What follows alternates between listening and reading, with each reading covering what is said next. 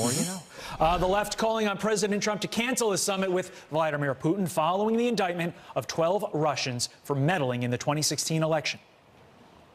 There should be no one-on-one meeting between this president and Mr. Putin. The president should clearly cancel that trip to Helsinki unless he's going to take this indictment with him. The attack is continuing, and now is the time to make the Russians pay a price. No more business as usual, no more bromance.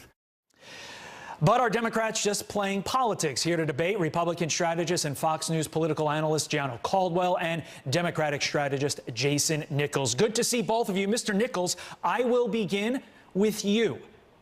Do you think Trump should cancel the meeting with Putin?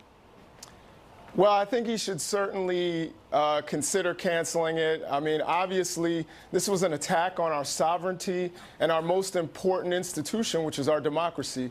So I definitely think that he should think of canceling it. If not, he needs to make serious preconditions before this meeting, particularly to turn over those 12 indicted Russian meddlers. That certainly needs to happen. Gianno, before I get to you, I want to play the president's response when asked about Putin meddling in our elections yesterday. This was in England. Take a listen. Will we be talking about meddling? And I will absolutely bring that up. I don't think you'll have any, gee, I did it, you got me. There won't be a Perry Mason here, I don't think, but you never know what happens, right? But I will absolutely, firmly ask the question. Gianno, that wasn't enough for a lot of Democrats. Is it enough for you? All right. You know, this is what I find to be particularly interesting when Democrats, with what I consider to be fake outrage when it comes to this meeting. In September 2016, President Obama knew about the hacking of well, not the elections, but what the hacking that the Russians were doing when it came to the DNC and otherwise. There was a G20 meeting. President Obama had a sidebar with Vladimir Putin for 90 minutes. Democrats didn't say, hey, you should cancel that meeting. They didn't say anything of the kind. They said what he did was bold, and he stood up to him. Now when it comes to President Trump, who's literally been bold and stood up to folks that try to take advantage of our country, they say, no, it's a bad idea, which emphasizes more and more that this is more politics, this is fake outrage, and Democrats, and Jason, with respect to you, this isn't things that you and your folks were saying back then. So what's the difference now? Jason? No collusion.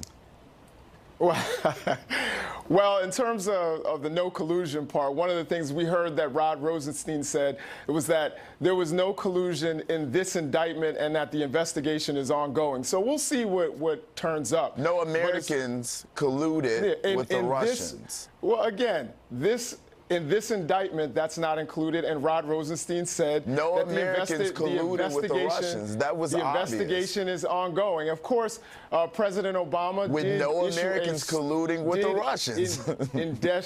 did give a stern, formal warning, as did John Brennan, to Mr. Putin.